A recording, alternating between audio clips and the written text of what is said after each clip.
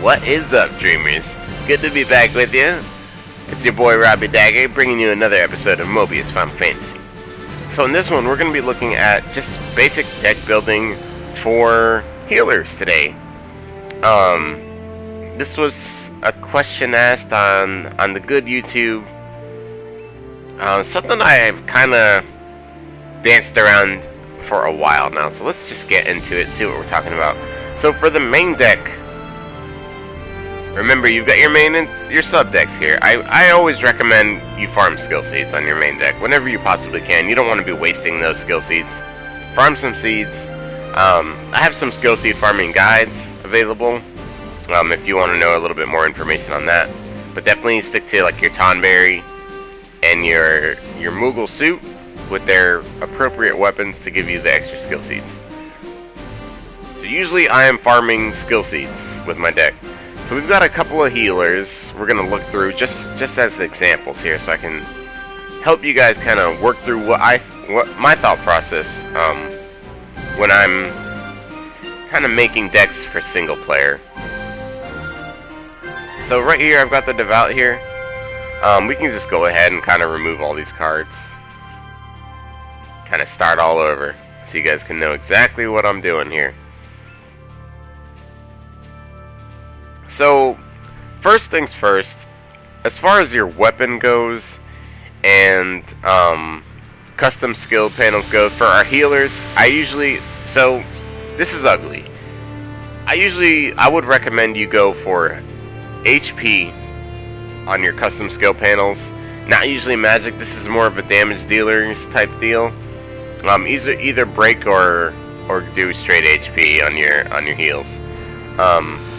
The other thing is I usually use, so whenever I run most of my classes, you're going to see in all these guides, I'm going to put pretty much 2 support cards and 2 attack cards. Now, they're not just going to be random attack cards. I like to actually look in here, this little button right here. It's your auto abilities, and this is going to show you what enhancements, what elements you actually do the most damage with. This is going to be important, because this will kind of show us how we should build our class, how we should build it. So, what you're looking for is enhancements. Right here, we see our only enhancement on our Devout is 100% extra light, so double damage with our light damage. So, you're going to want to bring some kind of light card in here, if you possibly can. So, our Hope Job is looking good. That thing just came out. Very strong. Very, very strong. Multi-strike, all that good stuff. So we could definitely use that, but you have to realize this card has no break power. So when you use this card on something, it's not going to actually help you break. That's kind of scary to me at times. I don't always like to run a damage focus in single player if I can help it. Sometimes it works out really great, sometimes it doesn't. So I'm going to switch this to an area BDD, an AoE BDD. I like to have an AoE in my deck. I like to have 2 AoEs actually. So this is our break defense down. So having that, I like to have a different element also, something else in my repertoire that isn't it may not be enhanced, especially not in this case, but something that could help us, kill and break. So in this case, I will go with, let's go with Leviathan.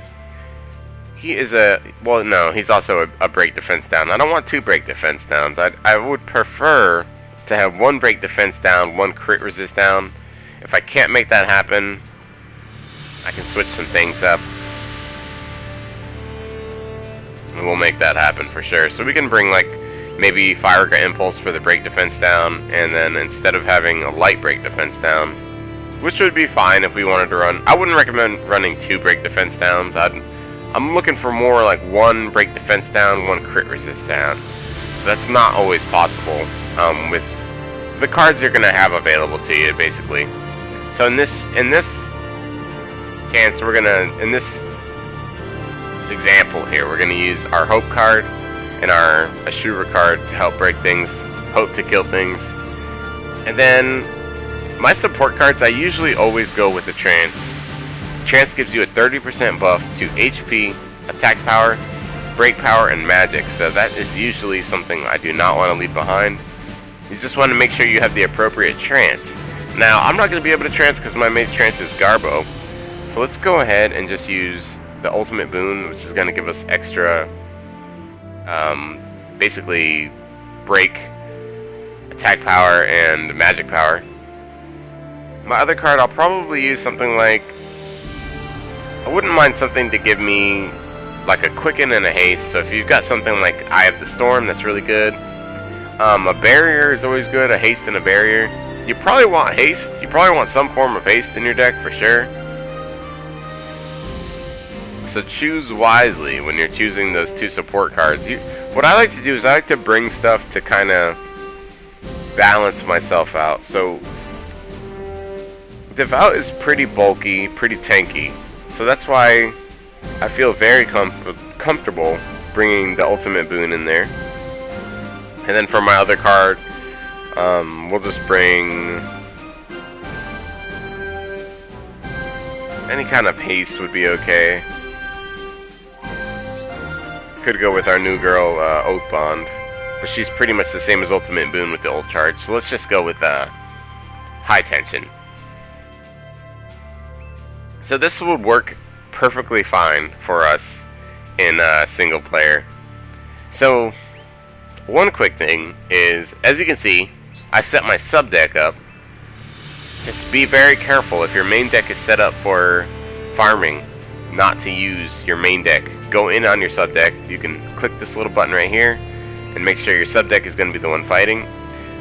If you don't have your sub decks yet, you get those like at chapter 4. Just keep working through the story, you'll be good. So this should work. This is my formula. Usually 2 attack cards, 2 support cards, and then basically you're good to go. Now let's try a couple different roles just to kind of show you guys some more examples. Just so you kind of know exactly what I'm talking about. Let's go with Barb. Now Bard's a little different because Bard's a ranger, and so let's check its auto abilities. We probably can't use the same stuff. So we're looking at enhancements here again, very important, you guys. So enhanced light and enhanced dark. So we're gonna want to make sure we use those elements if we possibly can. And we just like we just talked about, I'll probably go ahead and bring a crit resist down. Then I'll probably go ahead and my other card will be a break resist down. Listen, this is perfect. This is perfect. The only thing is, our guy here, our Bard is a little bit low on HP and defense, so we want to make sure. I don't know if I'll need ultimate boon as much. The same setup basically may not work as well, so I might want something to give me some more defense, which could be something like, you know, Mighty Guard could give me some decent defense. This could be an okay build, unless you wanted the quicken, the ult charge. It really depends. There's so many options you can do, but I usually do stick to two support cards, 2 attack cards, for basically every deck. Now, the important thing is just to kind of cover your weaknesses and make sure you're not going to get destroyed. I don't like this deck 100% because there's no haste in it. So I could switch to something like Cindy if it was available, just because she does give you a haste. This is pretty solid. And because I have a ranger, I could go ahead and use Ranger's Trance right now, which will give me that 30% buff we talked about earlier. So this could be okay. Something to give you a haste and quicken is usually pretty dang great in multiplayer. So you may want to actually go for that. If you can kill it before it can kill you, you definitely want to go with haste and quicken. If not, you want to be buffing those defenses with defensive type abilities. Say your Mighty Guard, your things with wall, like Cindy, all that good stuff. And Luna Freya, if you have those cards. So this should work fine. as far as weapons go, you could basically go with anything in single player. I would just go with whatever complements you the best. If you're having trouble, the Muramasa X that the Rangers have, and the Masamune X that the Warriors have are really solid weapons to bring into battle with you to help you out. Now, I'm pretty much confident this could take us into multiplayer. I mean, into single player and destroy most everything. Let's build one more to show you guys a good example. Let's see, who else do we have that we can actually use here? So I could show you Red Mage. Say Red Mage is all you got. Now let's look at the enhancements one more time. I mean the auto abilities. Now we're looking at